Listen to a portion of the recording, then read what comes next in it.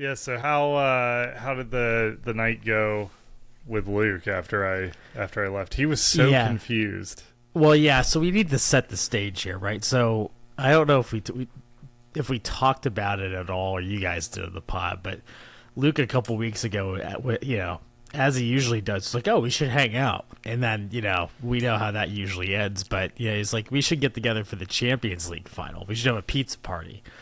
And you and I were like, yeah, it sounds good. Like, we'll figure out who will host. I knew I was going to Europe, so I'd bring back, an ass ton of whiskey for us to drink.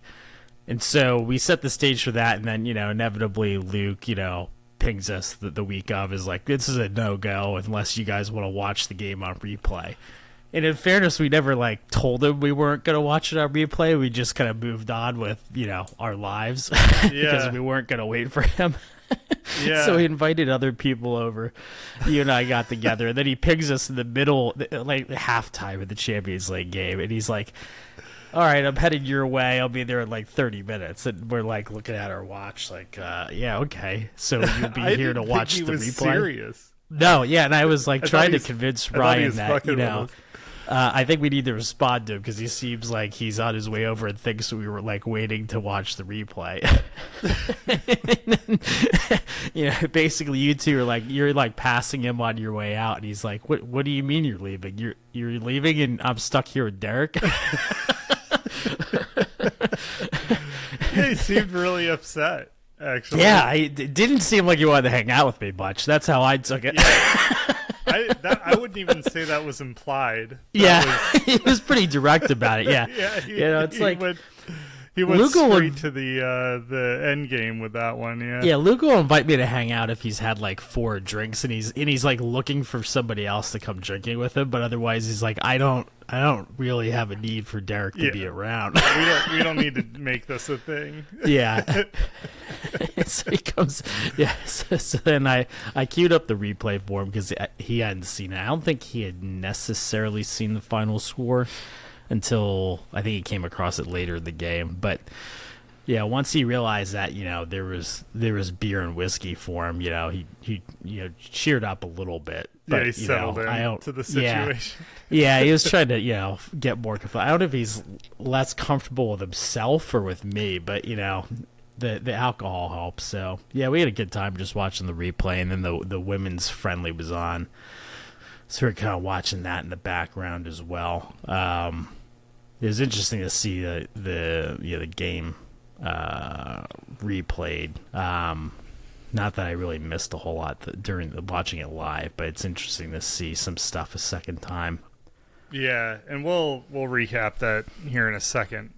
I wonder if you'll have picked up, having seen it twice. I wonder if you'll have picked up more than I only watched it the one time, but well, as most normal people would, they just watch it once. But, right.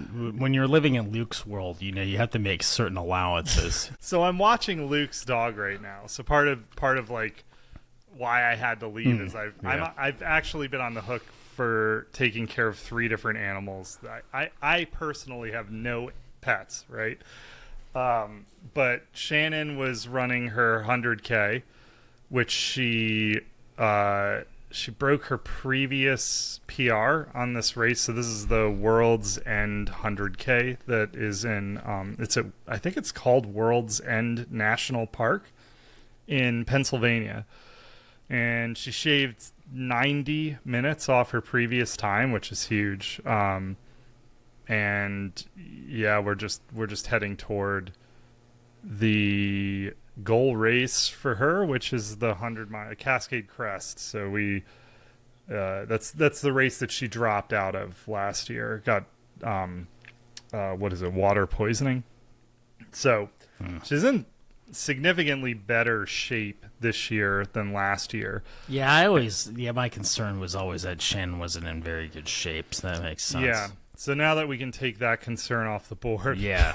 She's got a new car too. She's really turned her life around. I guess we give you the credit for that. Is that how that works? Yeah. Okay. She handed the wheel over to me, and I've been righting the ship. You might want to give her a trigger warning before she listens to this episode at this point. This is about we're about in the window where she'll listen to it too. Like she catches the first like the 10 intro, and then minutes she's like, "Oh, they're talking about content now. It's time to sign off." So anyway, I'm watching my neighbor's cat and Shannon's cat and now Bowie. And the funny thing about I don't know how to like stick the landing on this joke. Actually, I should have thought about it ahead of time. But the funny thing about watching Bowie, Luke got into an art show. That's why he's not here today. It's in New York, so he has to head up to New York. And at the last minute asked if we could watch Bowie, or if I could watch Bowie's at my house. And I said, sure. And that was like Monday. And then I think yesterday he sent a text, or maybe Friday, and was like, I didn't verify that you could watch Bowie. Are you still good to watch Bowie? And I felt like he was projecting a little bit of his own dysfunction on me. A little. like, yeah, dude, when I say I'll be somewhere or do something, I will do it. and most other people in my orbit behave the same way. It's interesting. Like, there's people. I actually had this conversation recently with somebody where they were like, yeah, like certain people, like if they don't confirm with me, like I just assume like the plan is like not happening. But I think some of that has to do with lead time, right? So like if it's the same week, like, and they're like, hey, can you do this on Wednesday? It's like, all right, yeah, that's now etched into my schedule for the week. Yeah. Yeah. I mean, that's how I don't, I mean, you've known me for a decade. I think I'm fairly reliable. I think irrespective of the length of time, like, yeah, I will, if like I had committed to something like that weeks ahead of time, and then I had after the fact put something else on my calendar, I'll just shift things. Like I bail on the things that I committed to, like that I made the mistake with. I don't know. So I think there's this sliding scale between like where we are and being just like corporate whores in our 30s and being like, or like versus what a liquor salesman in their 20s might act like. Right. Yeah. You know, there's different lifestyles, and he is juggling a lot, and I love the guy. Like I'm giving him a hard time, but it's just. Well, he's got his job, he's got the podcast, he's got his art career, he's got his production career, he's got his dog. He's got a lot of pots on the stove. But so after I left, eventually we'll start talking about soccer here. But after I left. So job one was actually to go to my neighbor's cat, Jolene, and I was going to spend. They're concerned. They're I don't know what they're traveling. But they blasted a text out to everyone in the neighborhood, I think, or like I don't. There were like 8 people on this text. Come give my cat some attention. Yeah, they were like, could you guys like stop in on Friday and Saturday to keep the cat, give the cat some attention, and make sure the water bowl is full, type thing. And so I'd planned to hang out there for 30 minutes. So I get back, I go over to the neighbor's house, bring my laptop so I can play Football Manager, obviously. and I'm sitting there with the cat, getting along great, filled the water bowl. And someone knocks on the door.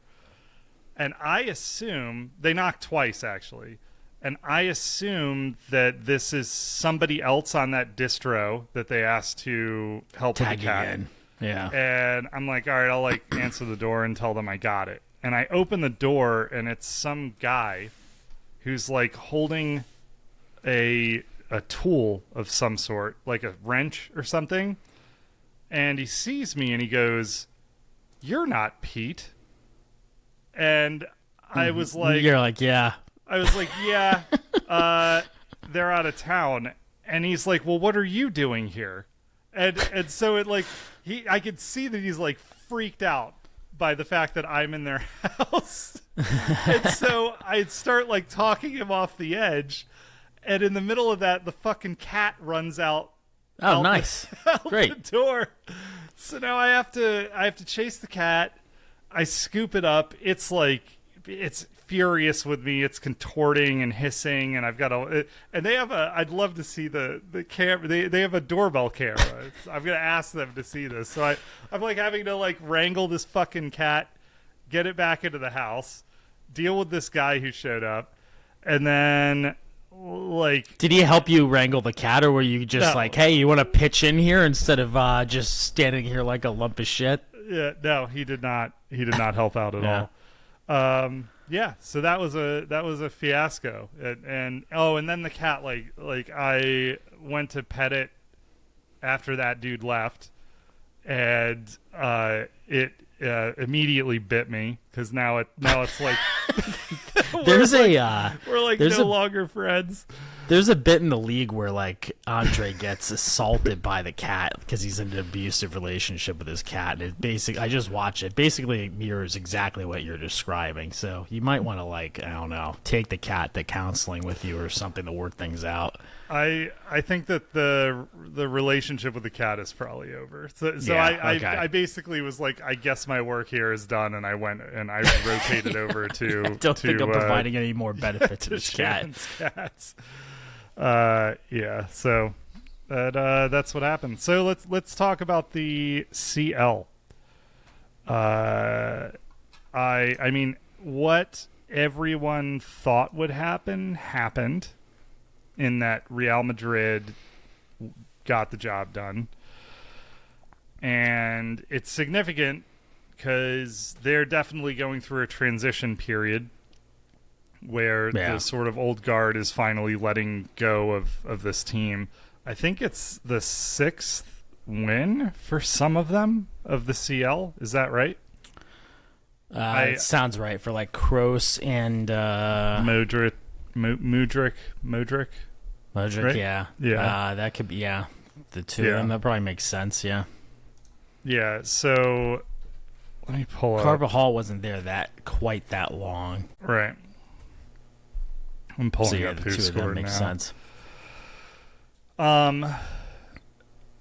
Yeah. So I thought that for the bulk of this game, that Dortmund did what they had to do. I mean, you get into these finals and you have a puncher's chance of winning, right? And that's kind of been the story of Dortmund in this tournament for a while now. Like they had already overperformed by a lot, by like maybe 2 phases of this tournament they overperformed. But I thought they looked really good. The tactics were good. I thought that Adeyemi. So my thoughts overall on the match. I thought Adeyemi came out too early. I don't know what was going on there. I felt like the most effective attacking player for Dortmund for what was he on for like 65 minutes? I'm trying to find when he came off. He came off really early, 72 minutes. To that point, I thought he was their most effective attacker. He for sure should have scored a goal. Courtois, I think this was his first match coming off injury, and he looked great. He looked spectacular. And before the match, we were talking. I thought this was a mistake putting Courtois right back in. And I told you that I thought he had been dropped for the Euros. Yeah. I'm pulling that up right now.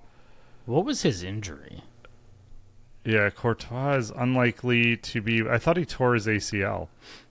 Unlikely to be with the Red Devils at the Euros, as he announced last December. So he announced he was skipping this tournament. Despite being medically cleared... Oh, it says he's played several league matches. I just don't pay attention a lot. Anyway. But he had been hurt for like the last month at least. I wasn't tracking it before that.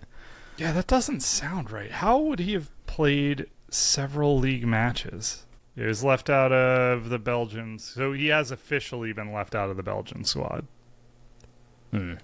But he did not make the 25-man squad. To your point, it still doesn't make any sense. If he's healthy and if he's healthy enough to play in the final, you'd think he'd be on not the roster. Just play. He could have been a shout for if Carvajal hadn't done what he did, he could have been a shout for player of the match.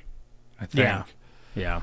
Wow, who scored has Bellingham as a 7.6? That must be because he hadn't had one of the assists. Because I thought Dortmund were very effective at nullifying Rodrigo and Bellingham. I thought they were just absent from this game when I watched it. And the other observation that I made was Carvajal earlier in the match, he got through on goal on a corner and nearly scored. And that was like a warning shot. It was funny because the announcers, I listened to the replay. The announcers on that play were like, look at the smallest guy on the field going to the near post and winning that. And they perfectly foreshadowed. Yeah, it really was. The game I remember them saying that. Yeah, I thought Vinny was super effective. The announcers we were listening to made it seem like he should be a shout for the best player in the world, and I guess in this match he sort of looked it. He's just really powerful, really quick, really like a lot of flair on the ball, very technical, good finisher. And these guys are going to be good for a long, long time. Tchouaméni was not featured. They've got Bellingham, Camavinga. I guess there's some flux at keeper whenever Courtois hangs it up. He's 32. They could maybe pick up a defender or two here. Yeah, Militao, I get the feeling he's on his way out, but these guys don't really seem to have any trouble finding somebody to plug in. Yeah. And they can basically pick whoever they want, right? Yeah. And they officially announced Mbappe to Real Madrid, and they're getting him for free. That's ridiculous. Dortmund, like we documented last episode, they will receive a large in terms of direct financial benefit from this specific match. Obviously, they would have made more from like swag sales and other ripple effects of winning the CL, but they actually stood to make more direct cash from this if Real Madrid won because of the way they had structured the Bellingham deal. So they're definitely, they're not coming away from this empty-handed. And then the last thing, Maatsen committed a fucking nightmare of an error for the second goal. I don't know where he was looking with that pass. That was shambolic, really. But he's looked really good for Dortmund. I thought on the whole he had a good game. Sorry? What's that? You thought he looked great or didn't look great? I thought he looked great in the game. I thought he looked dangerous in the game. Yeah, that one moment was really bad, and it will overshadow what was otherwise a pretty dangerous display, I'd say, overall for the team. The one through ball he played to Adeyemi was just fucking silly. Chef's kiss. Yeah. And I thought Adeyemi played well. I think that play in particular wasn't great. He probably needed to get a goal there, right? But at the end of the day, he wasn't the only one that couldn't score, and Sancho had a relatively ineffective game, I'd say. Sean maybe could have done more. Sabitzer had an okay game, but I thought the rating of Maatsen was unfair, and Schlotterbeck on the whole was like very inconsistent.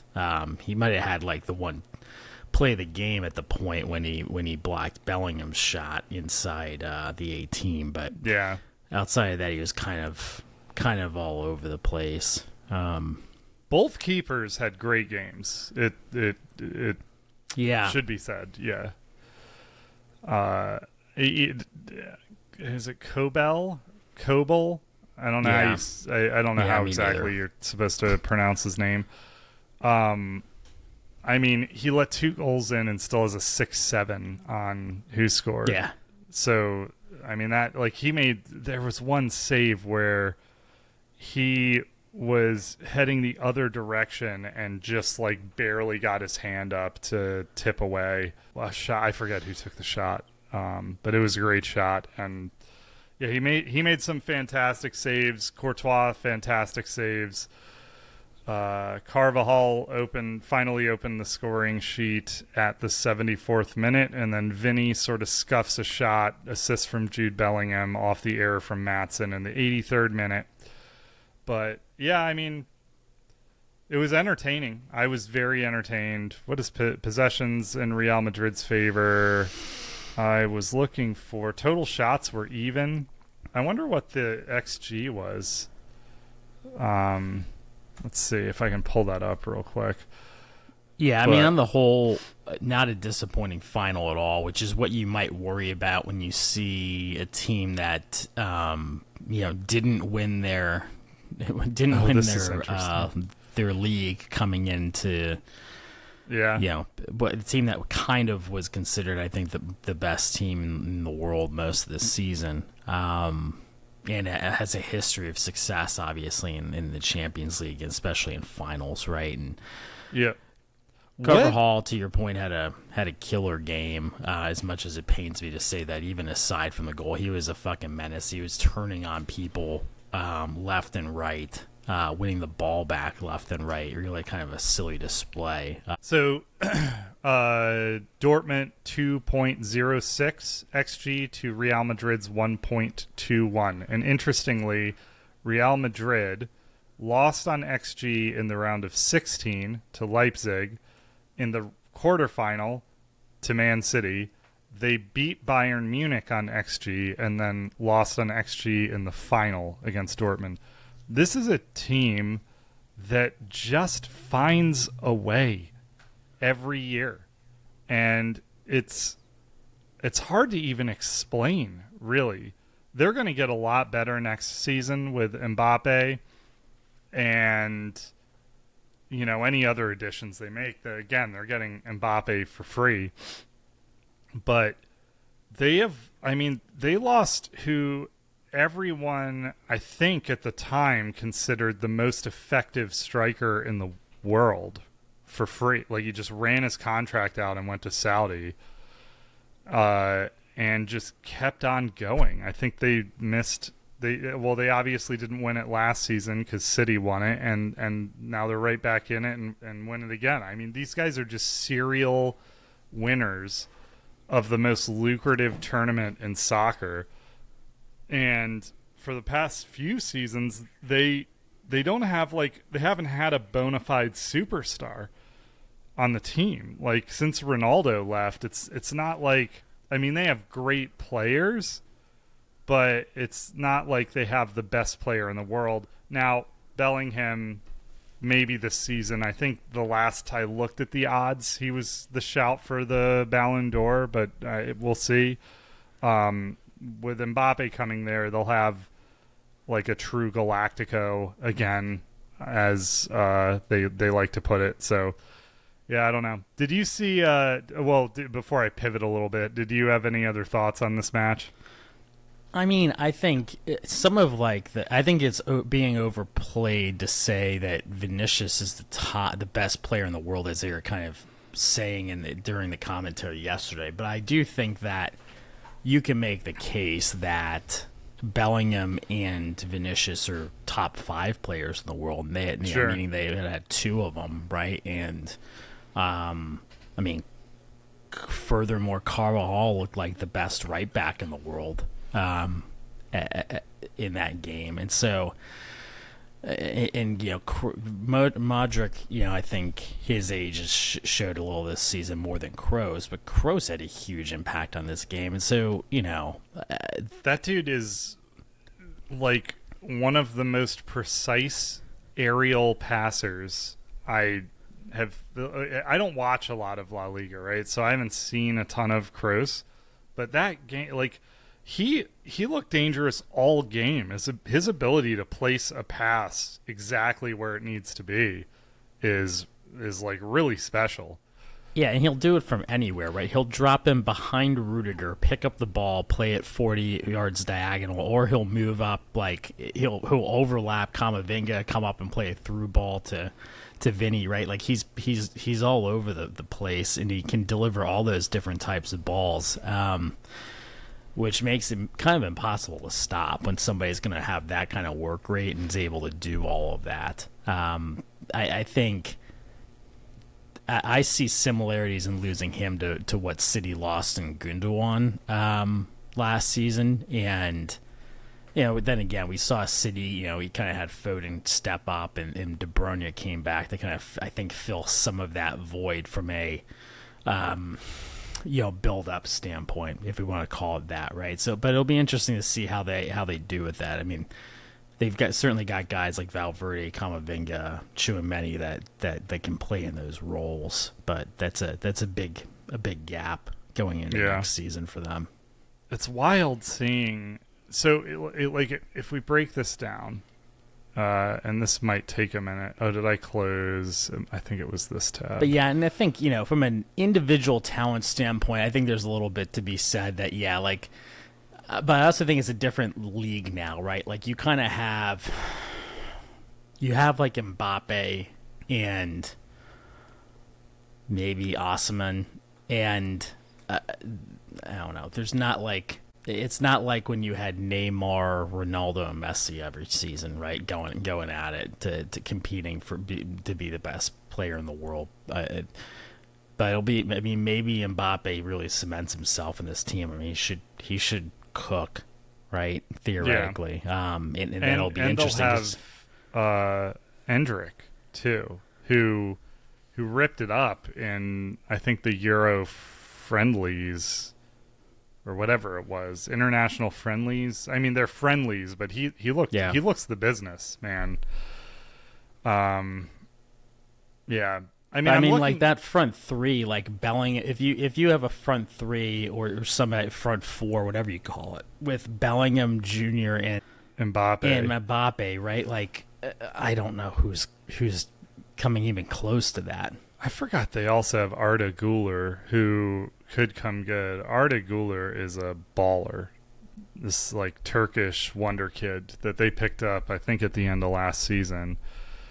But so what is? When did you come across that scouting report in Football Manager? What was the like 2 years ago? Okay, he's 2 years ago, like Football Manager time, or like 2 year ago, like real life time. Yeah, like okay, he's been a known quantity for a while. So they paid. I think by far out of the players on the pitch, the most expensive transfer they made was Bellingham. Looks like the total fee is 103 million euros is what they paid for Bellingham. Worth every penny, probably. Like Courtois, 35. They picked up Vinny for 45. What's Rod? Like they're so good at this. Rudiger was free, right? Yeah, Rudiger was free. Yeah. I mean, the way, wearing my Rudiger jersey. Congrats to Rudiger on his second Champions League. Yeah. I still like watching that guy, for sure. Carvajal has been there since the 13-14 season, and they paid $6.5 million for him. Let's see, Tchouaméni, they paid 80, so that's a big fee. And he wasn't even in the match. Yeah. Valverde, he was, where is it? They got him on a free, it looks like. Wait, that can't be right. Yeah, I think they got him on a free. Yeah, so they have this ability to basically do what they did with Mbappe and be like, right. I mean, they're doing it with Davies right now. They're True. like, run your contract down, and we'll sign you, and you'll come play for the biggest club in the world, and you'll be the biggest star you could ever imagine,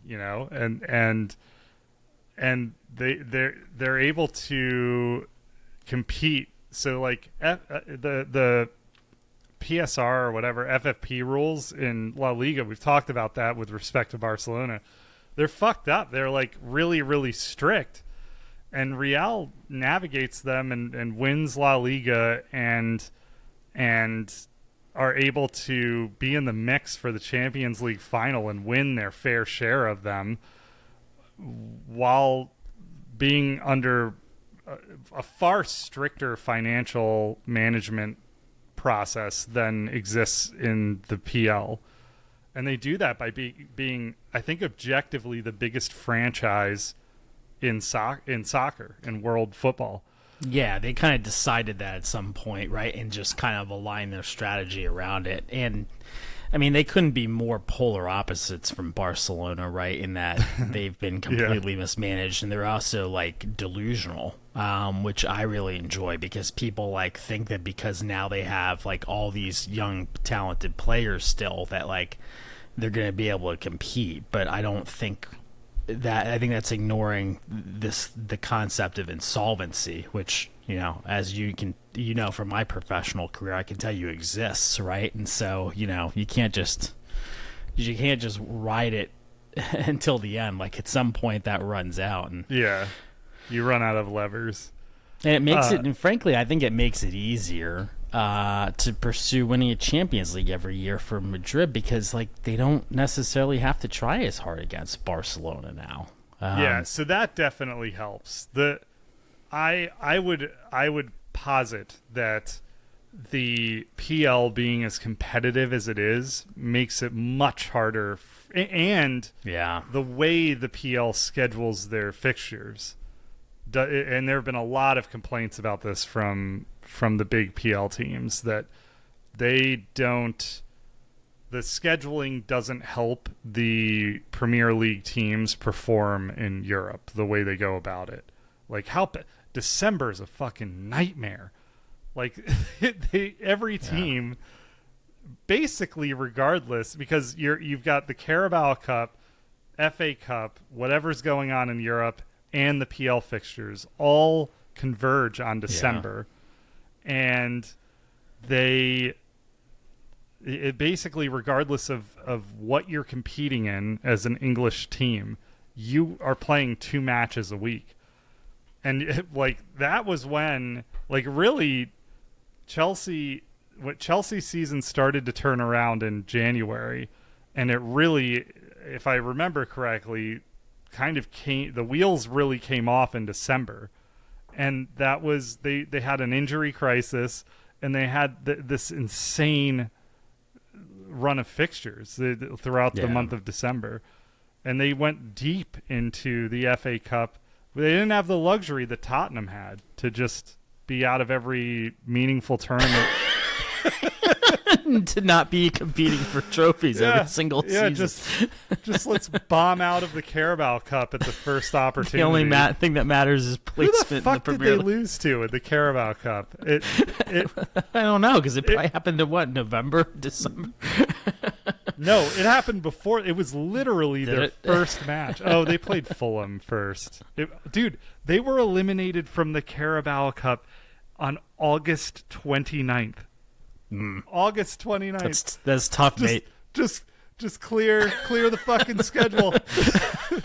Wonder why we're killing it at people were calling them champions in October. Anyway, Luke's not even here to defend himself.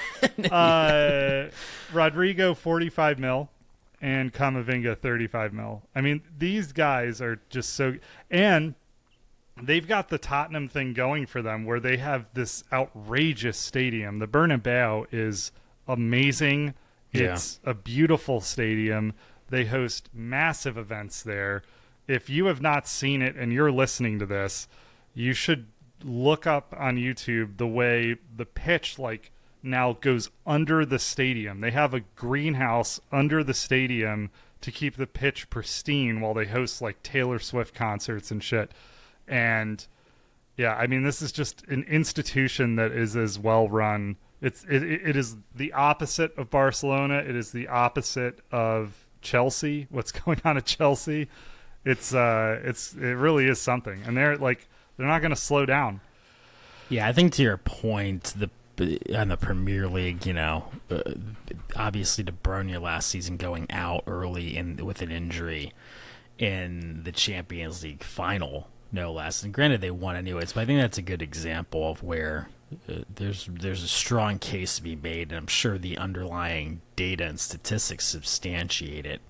And that's compounded by the depth of the league. And I think, Fulham beating Tottenham, while it's also hilarious, is a good example of like the fact that English football is just on another level at the top tier and the middle tiers versus, every other region.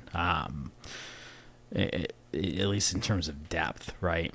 But it's disappointing as a, obviously we're Premier League focused, right? To kind of see us not do great in the Champions League this season. It's embarrassing that the PL did not secure one of the one of the additional spots. Like it is embarrassing with the amount of money. It was a absolute disaster how poorly England performed in all Europe competitions this season. Hopefully that isn't the norm. I believe that it's the most competitive league in the world, but it definitely doesn't look like it when every team bombs out of the...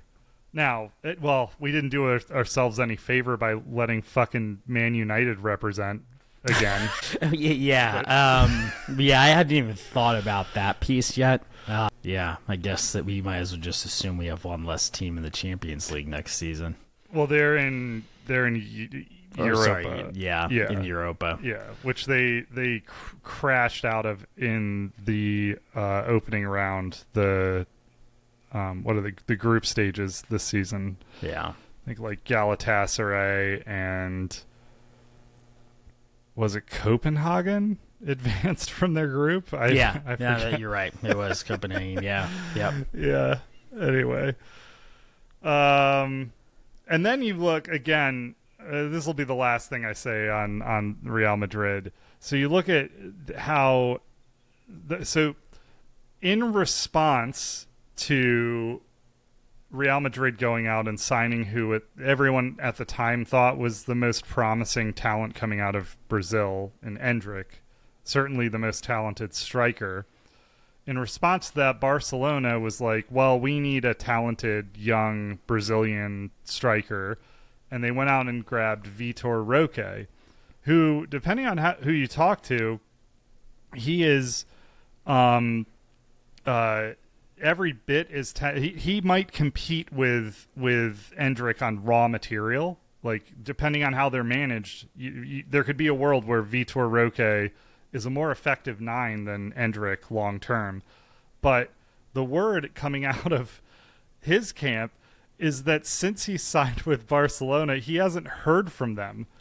And Barcelona wanted this dude Esteval Willian, who Chelsea just signed. Yeah.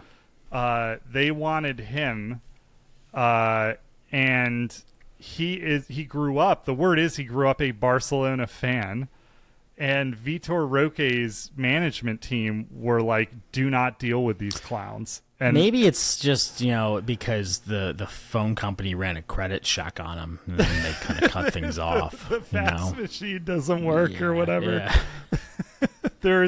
They had to sell the fax machine for parts. Like, I don't know, man.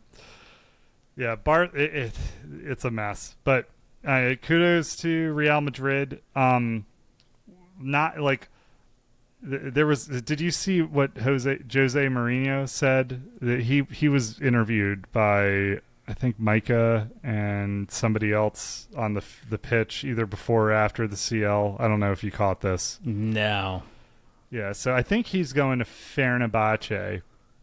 And I'm going to have to paraphrase, but one of the interviewers asked him, Mourinho, if he had heard or if he had any thoughts about Pochettino leaving Chelsea.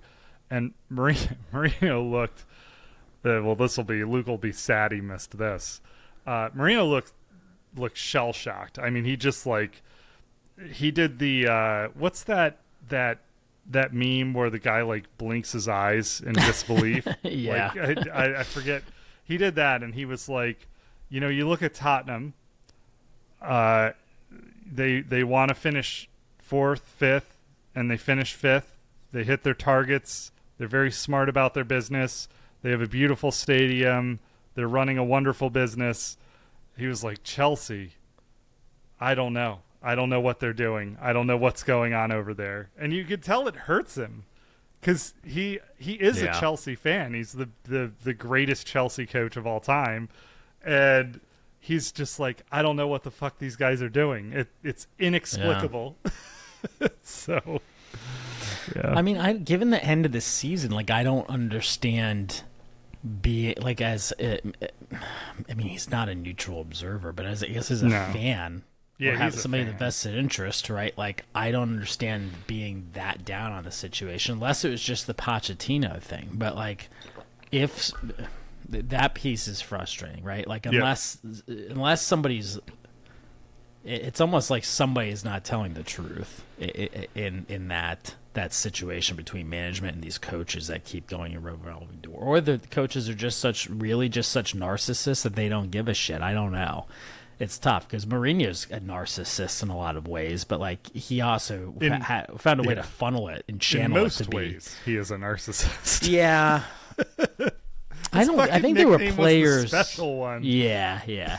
But there were players that like gravitated towards that, right? Like, even Hazard liked playing for him, despite the fact that like Mourinho, like, he didn't, he wanted Hazard to be a complete player and like, stuff like that he wouldn't adapt to. But yeah, dude, it really is too bad that Hazard, his body just fell apart when he got to Real Madrid, because this just occurred to me as you were saying that. Like, Ancelotti is he manages on vibes. Like, he's not like I'm gonna make you a complete player or I'm building this system that everybody has to follow, and if you receive the ball at this spot, you have 2 options for what you can do. Like, he's not a Pep type manager. No, he's like really old school. He's like, I got these incredible players, and I'm going to let them do incredible things. And peak Hazard would have cooked under those circumstances, Yeah. But he was just, too many cheeseburgers and I don't know. Foot. Yeah. And I mean, sometimes those things just happen, right? He spent a decade, 8 years, whatever, in the PL. Getting smashed. The most fouled player. Yeah. So, and then not training in between. Right. Yeah, so who knows what he was doing to recover between those fouls. He might not have been doing shit. I mean, the word from like basically every coach was that they couldn't get Hazard to practice. And the players basically said the same thing. Like, they would try to talk to him about tactics, and he'd tell him to fuck off and give me the ball, right? And then go and score. And like, it didn't matter, right? Yeah. Like, I'm just going to do my things. Just watch me cook, guys. He was so good at it. Like, he didn't, like, the other guys did, like John Terry, like, literally didn't fucking care, right? Like, he just he just laughs about it the same way he did back then. It's like, fine. But yeah, I mean, I dude, agree he could have been that. So good. Ancelotti, he's quietly become one of the best coaches in history, in my opinion. Has he won the title in all 5 major leagues? I'll look that up. You keep talking. Keep riffing on Ancelotti. Yeah. But I think, to your point, like, he's not. Nobody will ever think about him as being like the master tactician, but like his player management and his ability to win and let players do what they do best within a system, right? It's not like they don't have a system, right? But like, I'd say it's very free flowing, and it's not like his version of a 4-3-3 is anything like revolutionary, right? But he's just gotten it done, right? And like, he may not have been like the exciting signing that Zidane was, for example, for Real, but going out with another win, right? And has I've got to imagine they're the odds-on favorite, at least for me, in my mind, for next season to repeat, even with some of the pieces that are leaving. Yeah. So Ancelotti has won 2 Club World Cups.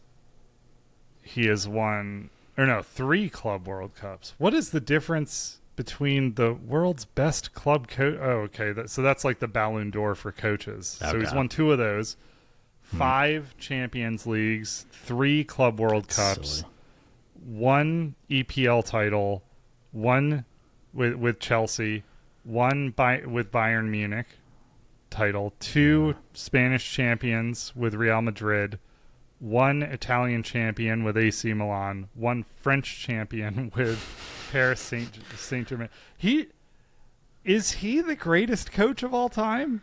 I don't think that he's ahead of Pep, but he's won an FA Cup. But it's maybe it's some of its demeanor that he's gone about it more quietly. It's fucking ridiculous.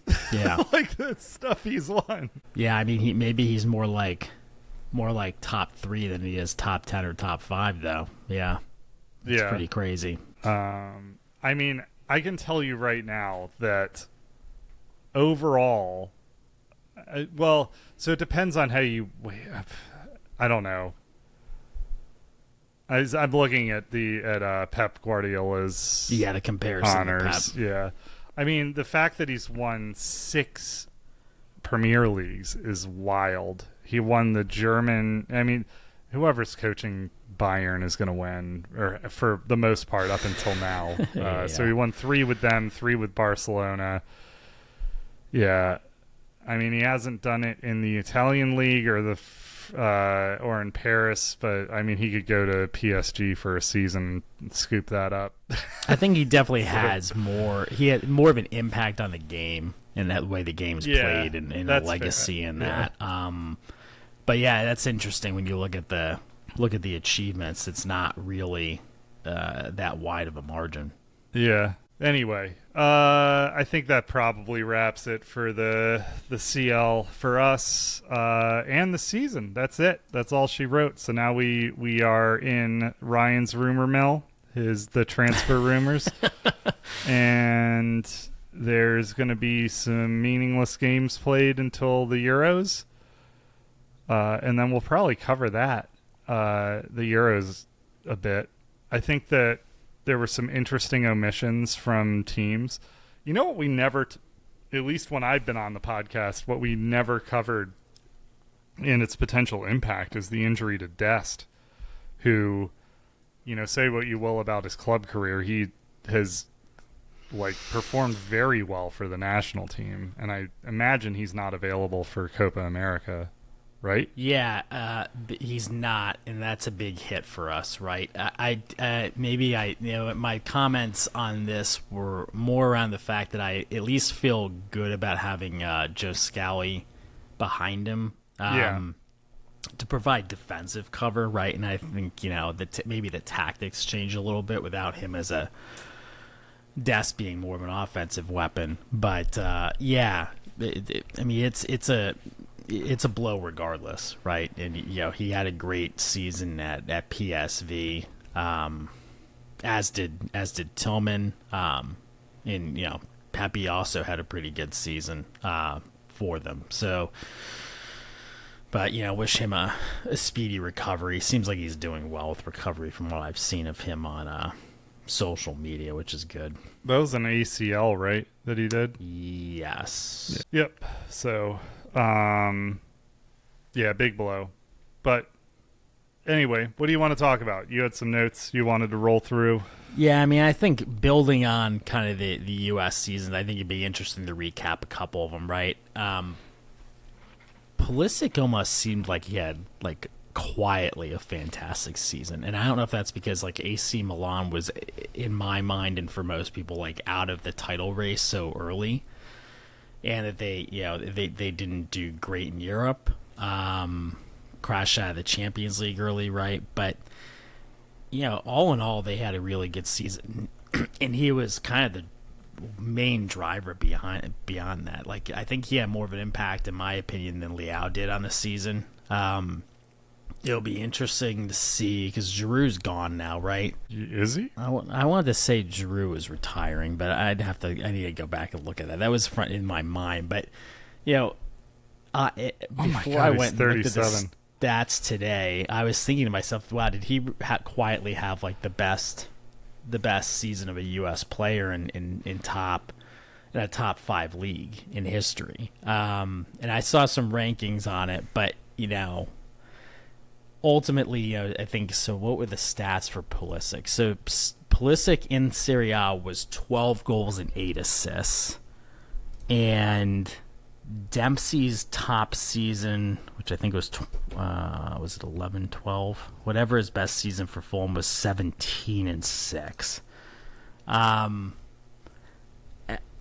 don't know. To me, they were comparable, very comparable, right? Like I can understand saying, oh, like Dempsey had 5 more goals, right? But like I think that team was more dependent on him for goals, frankly, and I think Pulisic did more to just was constantly at the focal point for the attack of a team that had Leao on the other side, right? And I think he overshadowed Leao a lot of this season, which is saying something for a player coming in a new situation. But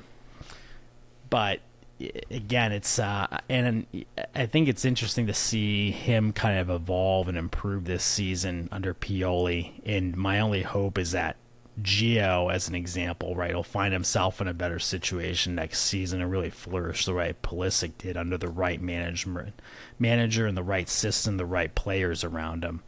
And some of it comes down to having a good team around you. The defense of this team was kind of up and down.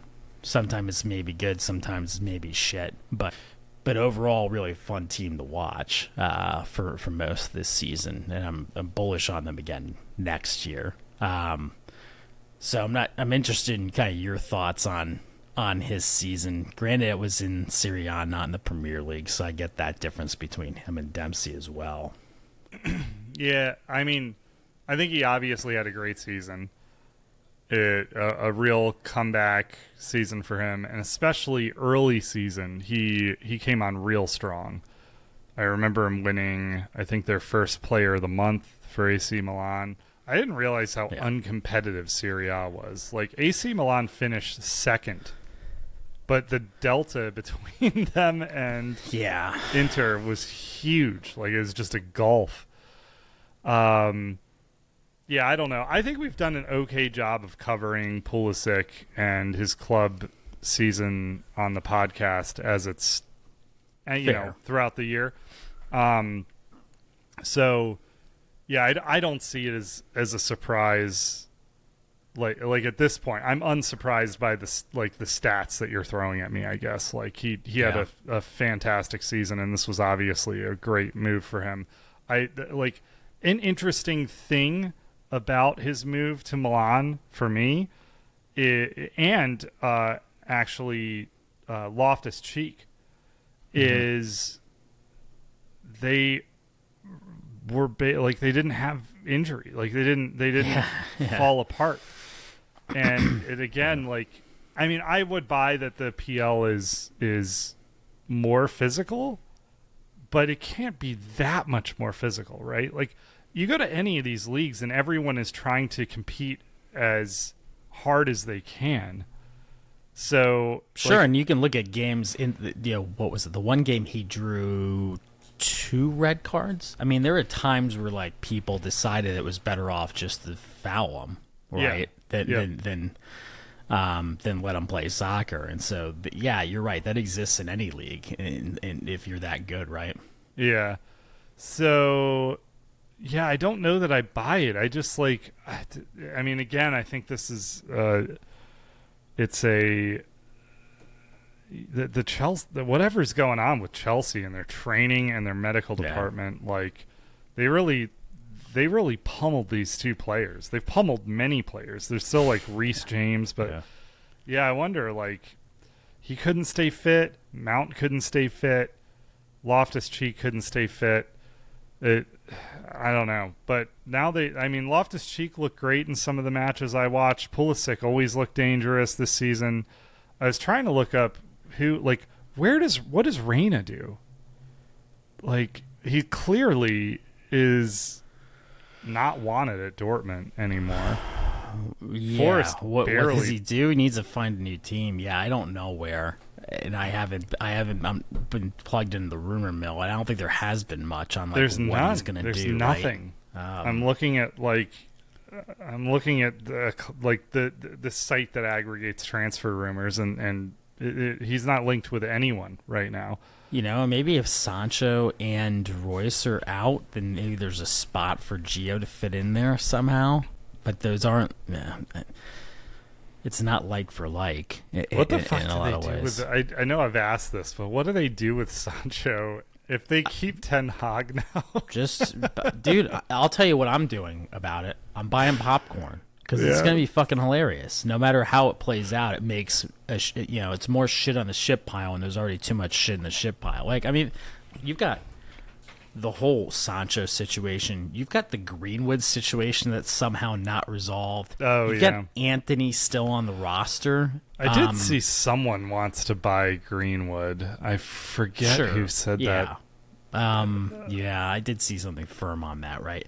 And maybe these guys all just get sold, but and that kind of makes it go away, right? That's probably the best thing for the Premier League and best thing for Manchester United is to just sell all of them.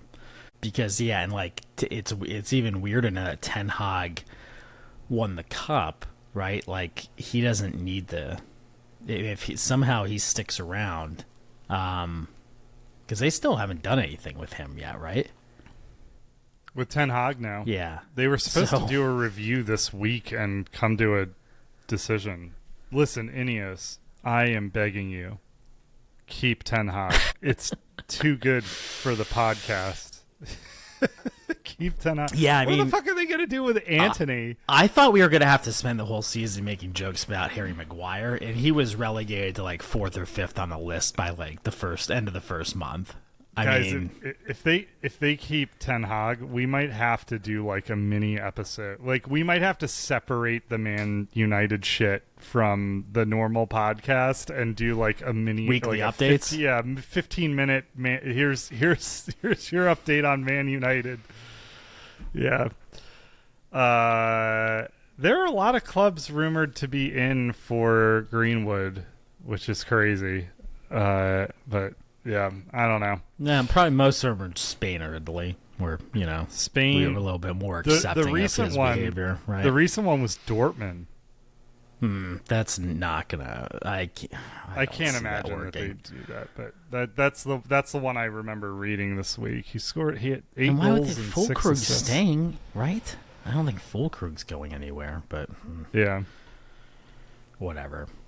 Yeah, I don't know. I don't have any insights into that other than I think there's definitely some players that are going to be moving this summer. It's not just going to be Mbappe, which is good because that's already sorted. So it'll be interesting to see who else moves around. Yeah, it will. I mean, it's always like really silly. Like it's going to be a crazy summer. I think Chelsea are going to be very active. Chelsea already signed. I'm not even going to try to say that, or at least the rumors are it's basically a done deal. This Tosin Adarabioyo, I think is how you say his name. Fulham center back, and he's a very good ball-playing defender. And the interesting thing about him is he's a right-footed center back. And he looks the business, but you've got Fofana, Chalobah, Disasi that also want to play in that position, right? Like, Disasi's got to go, and Chalobah. I think this means Chalobah's for sure going to go. He's linked with Man United. And he'd go right into Man United's starting squad. Like, you don't think he'd have to compete with too many players there? No, starting 11. Okay, they were starting Evan. What's his name? Have Ryan's hot take for the episode right there. Clip that one. Yeah. Well, we like doing business with United. The Mount transfer was great. So anyway, no doubt. Yeah, I'll be really interested in seeing what happens with Gio this summer. He's so talented. I can't believe that nobody is interested in. Yeah, I mean, I stick by, I'd say two things, right? For me, this season removed any doubt for me. I don't think I had doubt before, but I think this should further cement for everyone that Christian Pulisic is the best USA soccer player we've ever had in terms of talent and achievement. Yes. But I also still believe that Gio Reyna is the most critical player to the potential success of this group of players, because he does some things that nobody else can do.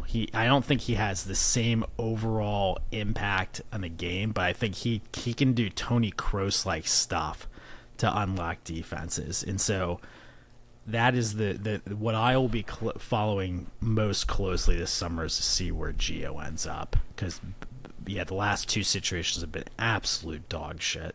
Yeah. Yep.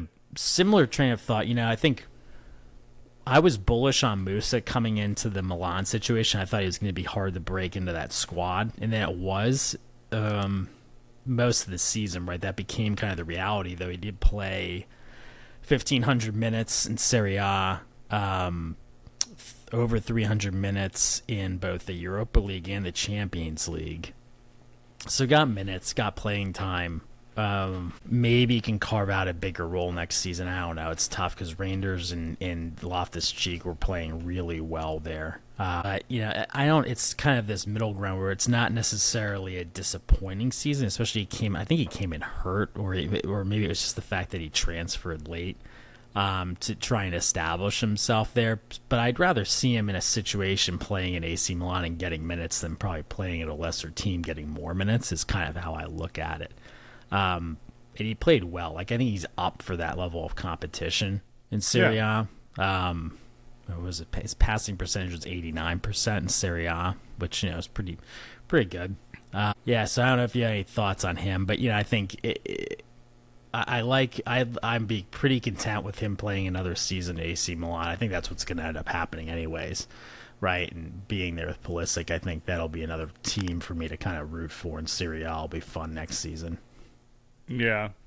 I don't know enough about their squad to know what is in the way of him and more minutes. I think Loftus-Cheek playing well was the biggest one. Okay. Yeah. In terms of incoming players there. But things could change. Loftus-Cheek is, he's really good. I don't know. Yeah, another integral player for the U.S. team, but it maybe depending on how his summer goes in the Copa, that'll kind of shape things in terms of what form he comes into. Yeah, I'll probably bike over to MNT and see those guys play Barcelona. If Barcelona can afford the plane ticket to the United States for the friendlies. It's questionable whether what they're gonna be willing to sell me a ticket for. Because I think I'm of the same mindset. I'll just spend $6 on an upper deck ticket the day of. And I'll because I don't want to funnel any more income towards Barcelona anyways, right? So it's probably the right thing to do. Yeah. Other Real quick, just to clean one thing up, I forgot I looked it up while you were talking. Giroud announced his retirement from international, from France after the Euros. I don't think he's made an announcement about his club career yet, but he is linked with MLS teams. Yeah, I kind of thought they had said their goodbyes for some reason, but we'll see what happens with that. Also, in the U.S. note, U.S. women's national team played friendly against South Korea yesterday. Notably, Emma Hayes' first game as the coach. I think in my mind she kind of pulled the right strings in terms of the lineup. Granted, that's kind of been more cemented over the last couple months, which is good to see. Particularly I think Sophia Smith and Mallory need to be starting every game, and they are. Trinity Rodman probably should be starting every game. She was out there. Alex Morgan did not start, which I also think is right. And Kat Macario, I believe, started in that game, which is interesting too. So I don't know. It's a pretty crazy attack. They kind of took it to South Korea. I think they play another game against them next week. So maybe they'll experiment more with the lineup. But good start to kind of Emma Hayes' leadership role there. I don't know anything about the system she tries to play. I should, I guess, because she came from Chelsea. But I think they were playing a 4-2-3-1, similar to what we had been playing in the last couple competitions in the lead up. But yeah, beyond that, not all that familiar with it. Yeah, I think that was. Oh, and then I didn't get a chance to say it. I think you guys got to talk about it, but yeah, fuck Jesse Marsh. What the fuck would anyone want with Canada? Very good, yeah. Fuck Canada. No, actually, Canada is very nice, but yeah, I mean, who the hell goes and cares about what goes on in Canada? I think he's been throwing his sour grapes all over the place ever since he felt like the interview process for the U.S. job wasn't handled well, and what he means by that is he wasn't good enough to get the job. So now he's going to coach in Canada for Canada. So yeah, cool. Right. I will always. He'll hold a dear place in my heart for his part in getting Leeds relegated. And they remain in the championship after failing to beat Southampton, right? Sometimes you just gotta fail upward, right? I mean, I've made a career of that. Yeah. Well, do you think Canada is our biggest, not like rival, but do you think they're the biggest competition we have at this point? I think do you they're think the it's most still competitive. Mexico? Yeah, I think it's the second most competitive team. Okay. I mean, Mexico. I think I would agree, but yeah, Mexico just doesn't have it going on in terms of talent. And I don't know if they're headed in the opposite direction of Canada too. Right. I don't know how long it's going to take them to get back. If they do, right? There's obviously advantages and disadvantages to being Canada versus Mexico. But I don't see an impetus for that to change anytime soon. Yeah, I think I agree. Well, I think that's all we had, right? All right. Well, thank you for tuning in. Wherever you're listening to this, if you can subscribe, give us a review, all of that stuff, I am told, helps us get into more ears. So if you enjoyed what you heard today, even in the absence of Luke, if you could help us out, that'd be awesome. Yeah, as far as we know, to be clear, Luke will be here next week. Yeah, but it doesn't. But also to be clear, that means nothing. I'm not. Right. I'm not saying there's any type of probability. Yeah, it could be 80%. It could be 20%. I don't know. Right. Join our Discord. We've been fucking around in there for a while. It's sometimes there's productive conversations and sometimes Derek's there. So that's a good summary actually of our Discord. Yeah. so yeah, come check us out on Discord, and thanks for the support, and we'll catch you all next week. Thanks everybody.